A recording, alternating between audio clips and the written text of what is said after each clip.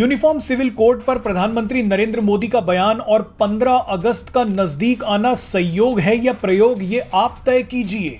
लेकिन इस मुद्दे पर चर्चा गर्माती जा रही है।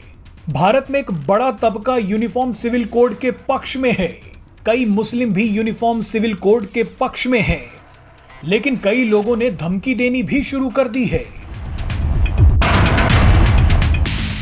लिबरल गैंग और अरशद मदनी के नेतृत्व वाले इस्लामिक संगठन जमीयत उलेमाए हिंद ने कहा है कि मुसलमानों का पर्सनल लॉ कयामत तक नहीं बदला जा सकता। लेकिन यूनिफॉर्म सिविल कोड का विरोध कर रहे इन लोगों के लिए एक कयामत तो कुछ ही दिनों बाद आने वाली है।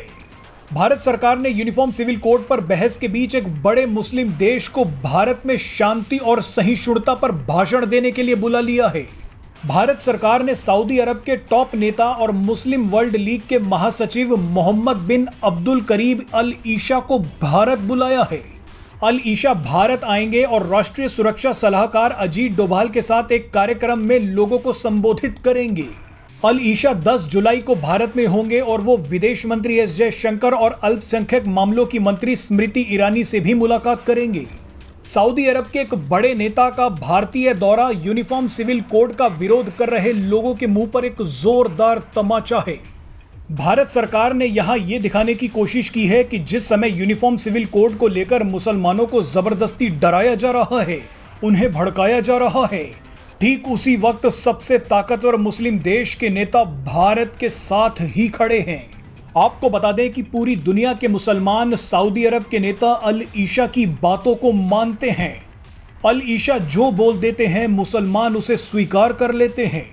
अब ऐसे में जब मोहम्मद बिन अल ईशा भारतीय सभ्यता, शांति और सहिष्णुता पर भाषण देंगे तो यूनिफॉर्म सिविल कोड का विरोध कर रहे भारत के इस्लामिक संगठनों को कौन पूछेगा। भारत का यह एक कदम यूनिफॉर्म सिविल कोड के खिलाफ जहर फैला रही टूल किट को तबाह कर देगा। आपको एक दिलचस्प जानकारी बता दें कि अल ईशा ने सऊदी अरब में अपने नेतृत्व में कई सुधारों को लागू करवाया था। इनमें पारिवारिक मामले, मानवीय मामलों और महिलाओं के अधिकारों से जुड़े कानून शामिल हैं। अल ईशा ने दुनिया भर में अलग अलग समुदायों, संप्रदायों और देशों के बीच संबंधों को मजबूत करने वाले कई अभियानों का नेतृत्व भी किया है। बहरहाल देश में यूनिफॉर्म सिविल कोड की दिशा में केंद्र सरकार ने बड़ा कदम उठाते हुए एक मंत्री समूह यानी GOM का गठन किया है। इसकी अध्यक्षता किरण रिजिजू को सौंपी गई है।